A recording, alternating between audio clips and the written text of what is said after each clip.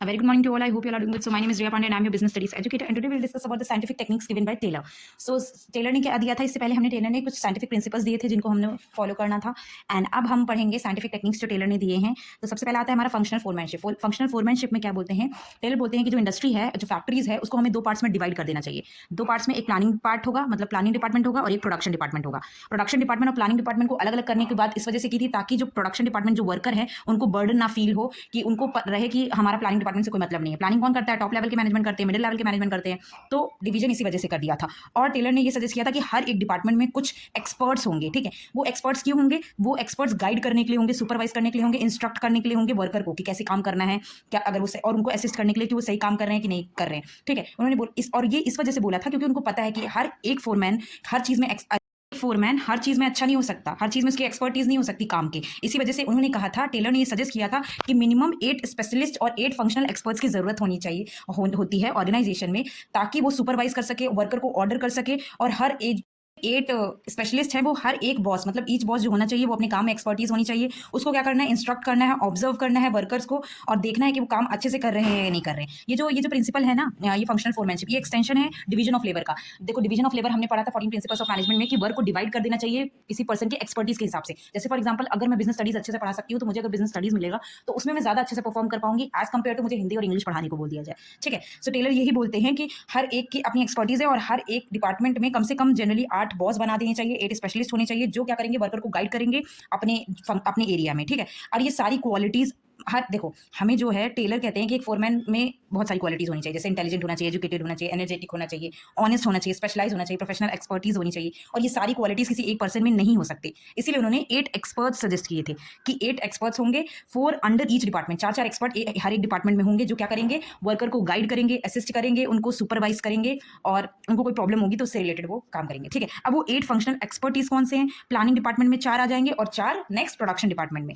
जो planning department, second one is instruction and card clerk. Instruction and card clerk का काम क्या होता है, वो इंस्ट्रक्शन, जनरल इंस्ट्रक्शन प्रोवाइड कर रहा है. जैसे आप किसी मशीन पे काम कर रहे हो तो वो इंस्ट्रक्शन देता है कि आपको कैसे काम करना है, कि आपको कोई प्रॉब्लम ना हो.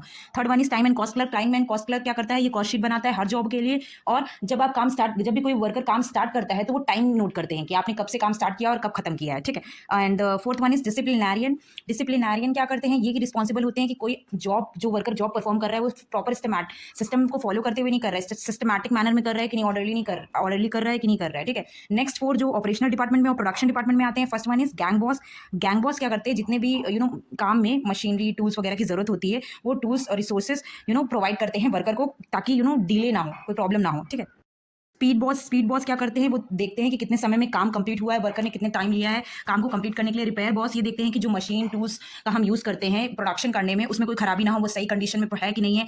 Fourth one is inspector. ये क्या करते हैं, इंस्पेक्टर क्या करते हैं, वो जब भी गुड्स मैन्युफैक्चर हो जाते हैं वो प्रोडक्ट की क्वालिटी देखते हैं कि अच्छी क्वालिटी का प्रोडक्ट बना है कि नहीं, आउटपुट. तो टेलर ने एम्फेसाइज किया गया था कि every foreman instruct and order the workers efficiency will be. अगर हर एक फोरमैन अपने काम, उसको पता है उसकी एक्सपर्टीज क्या है, अगर उस हिसाब से वर्कर को असिस्ट करेगा और ऑर्डर देगा तो हमारी एफिशिएंसी, कंपनी की एफिशिएंसी बढ़ जाएगी और हम अच्छा आउटपुट प्रोड्यूस कर पाएंगे.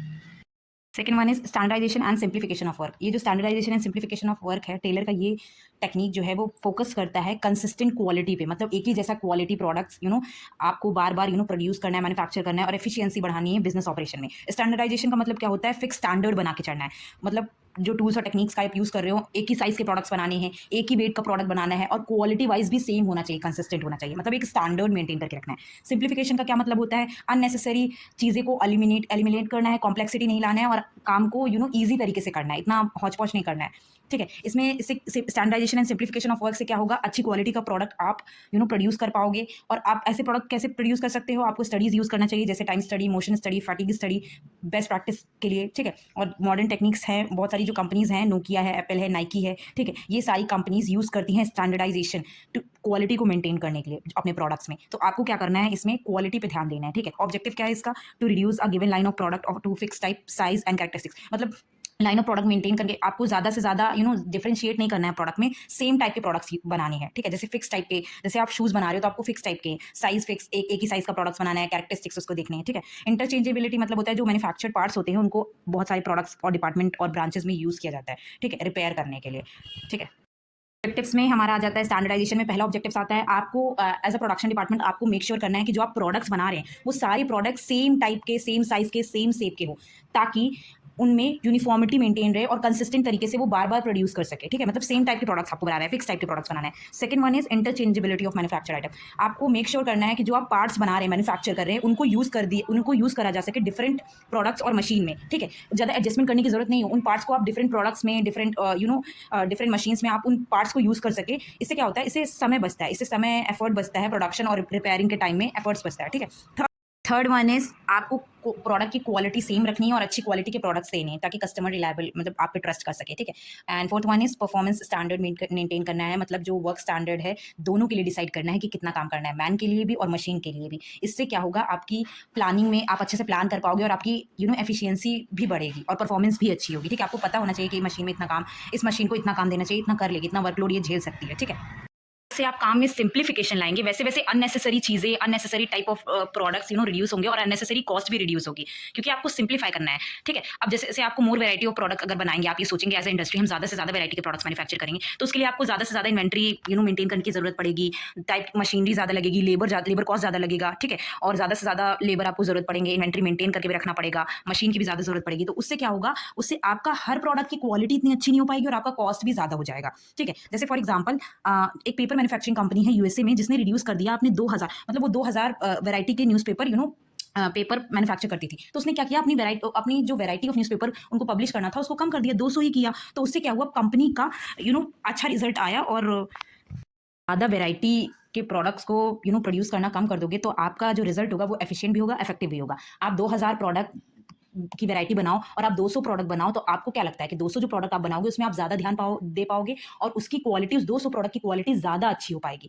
तो ज़्यादा करने के बजाय आप थोड़ा करो, बट वो अच्छे तरीके से करो। दैट इज़ व्हाट ये प्रिंसिपल हमें बताने की कोशिश कर रहे हैं। So thank you for watching this video, stay tuned for the next video. And बाकी की वीडियो लेंदी हो जाएगी, इसलिए मैं नेक्स्ट वीडियो में बताऊंगी इसका बाकी का पोर्शन, ठीक है। वर्क स्टडी, फैटिग स्टडी, अभी टाइम स्टडी है, ठीक है, बहुत सारा पोर्शन है अभी। So kindly like and subscribe my channel.